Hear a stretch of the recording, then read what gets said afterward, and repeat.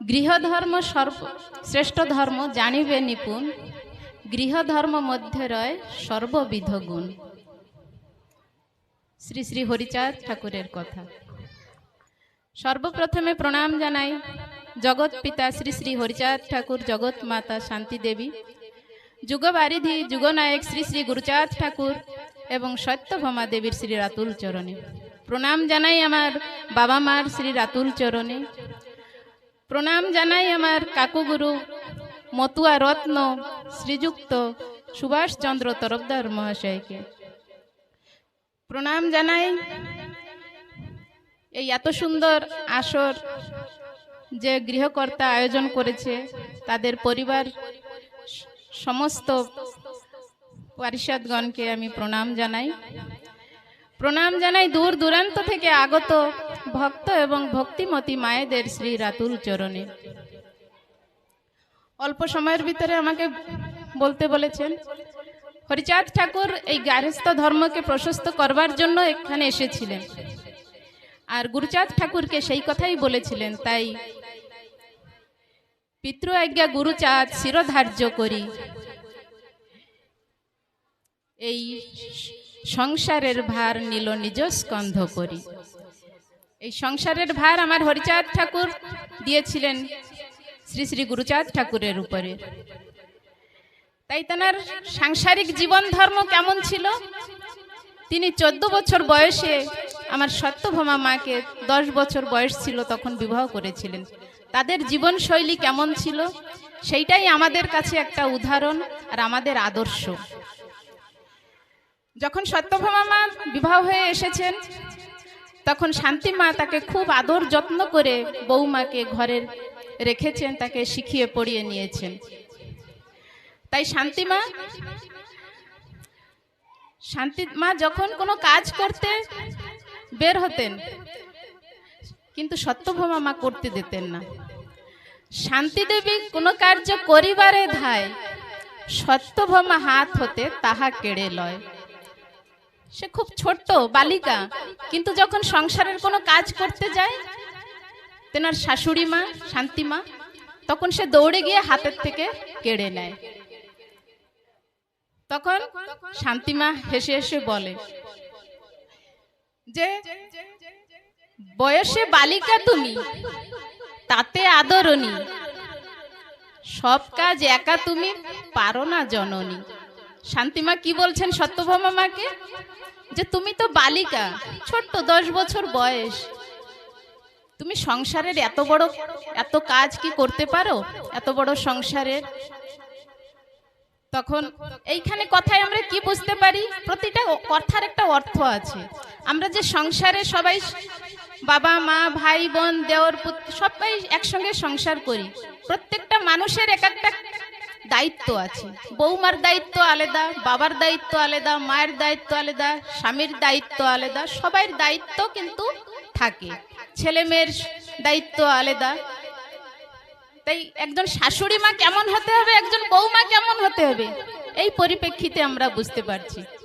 শাশুড়ি মা কাজ করতে যাচ্ছে, বৌমা করতে দিচ্ছে না, তাদের ভিতরে কেমন সুন্দর সম্পর্ক। তাই আমাদের বৌমাদেরকে তেমন ভাবে যত্ন করতে হবে আমাদের শাশুড়ি মাদের। তাই শাশুড়ি মা বলছে, হাসিয়া বধূকে কত করে রোষ, এইটুকু কাজ করা কিসে মোর দোষ।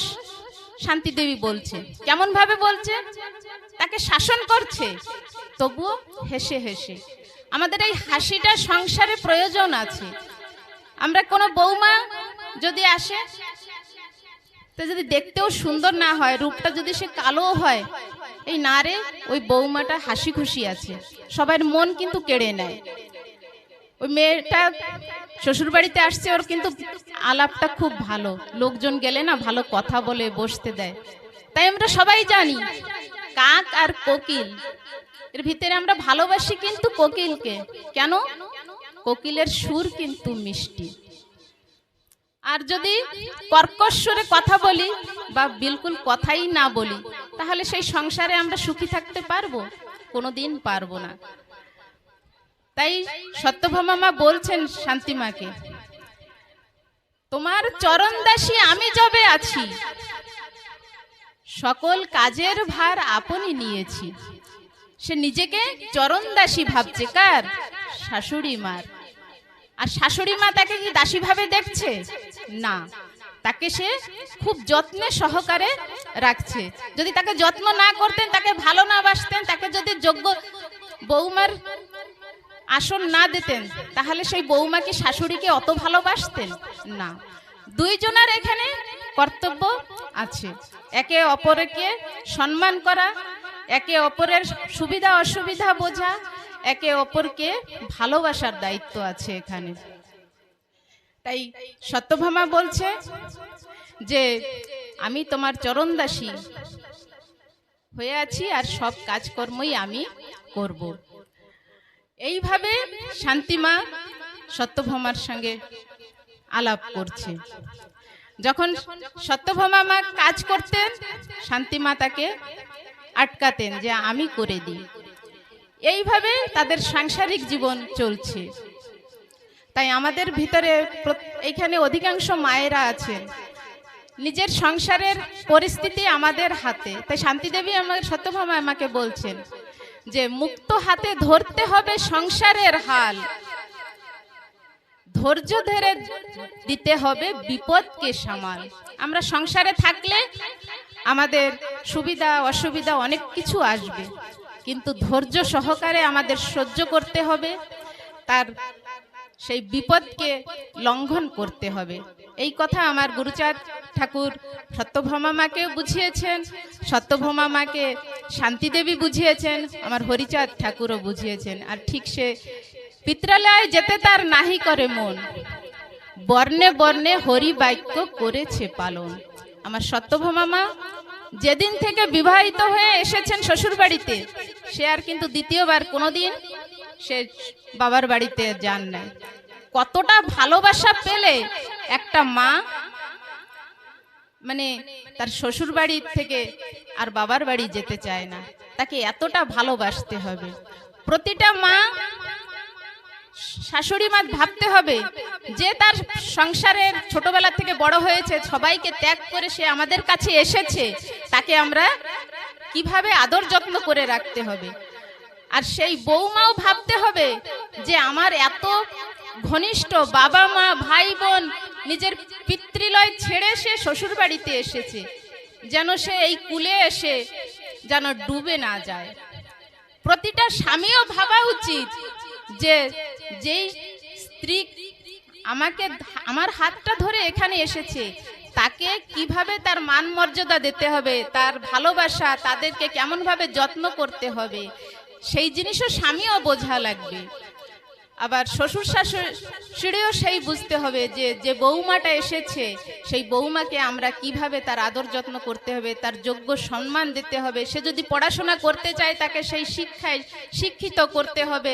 সে যদি চাকরি করতে চায়, তার স্বাধীনতা তাকে দিতে হবে, তাকে সাহায্যও করতে হবে। আমি একজন চাকরি করছি, আমার বাড়িতে যদি আমার শ্বশুর বাড়িতে যদি আমাকে সাহায্য না করতো, তাহলে আমি সে চাকরি করা বাদেও যে আমি এই ঠাকুরের কাজে আসতে পারতাম না। সবাইরই উদ্যম দরকার।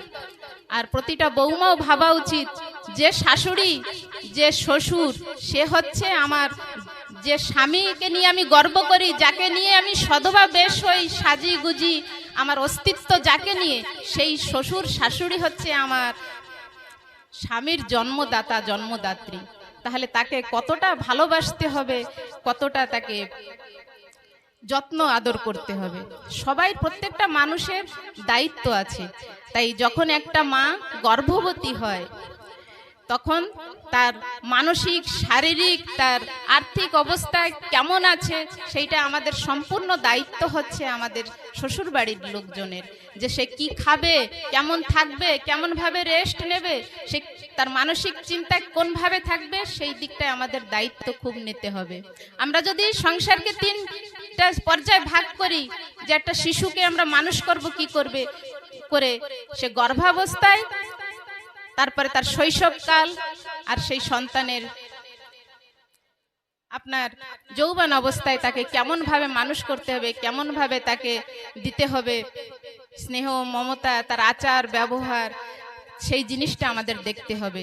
ভদ্রতা, সভ্যতা, চলাফেরা কথা সকলেই করিবে ভালো, যেখানে সুচিতা নাহি মলিনতা। সবাই সেইভাবে আমাদের থাকতে হবে। তাই শান্তি দেবী জননী সদা সেবা করে, গৃহস্থলী কর্ম করে আনন্দ অন্তরে। আমার বয়সে বালিকা বটে, তাতে আদরণী, ধীর পদে চলাফেরা মধুর ভাষিনী। আমার সত্যভামা মা ঠিক তেমনই ছিলেন, যে সে মধুর ভাষা, তাকে কোনোদিন চিরকাল মৃদু ভাষা কহিল সবারে, রুষ্ট দেবী নাহি হলো কভু কার পরে। আমার সত্যভামা মা কোনোদিন কার উপরে কোনো রুষ্ট কোনোদিন হয়নি, রাগ হয় না। তাই আমাদের সংসারে বাস করতে গেলে আমাদের রাগ, ক্লেশ সবকিছু থাকে। তাই একটা কথাই আছে, আমাদের সংসারে থাকতে গেলে আমাদের খাবারের ভিতরে যে লবণ দিই, যেমন সেটা পরিমিত হতে হবে, তেমন আমাদের জন্য, আমাদের শরীরের জন্য সেই রাগও ঠিক তেমনই থাকতে হবে। অতি হয়ে গেলে ক্ষতিকর, অল্প হলে অরুচিকর। সেজন্য আমাদের সেই দিকটা খেয়াল রাখতে হবে। আমাদের সময় সংক্ষেপ, আর এখনই আমাদের ঠাকুরের কাছে অন্ন এসে গেছে। আমি এখানে আমার বক্তব্য সমাপ্ত করছি। হরি বল, হরি বল, হরি বল।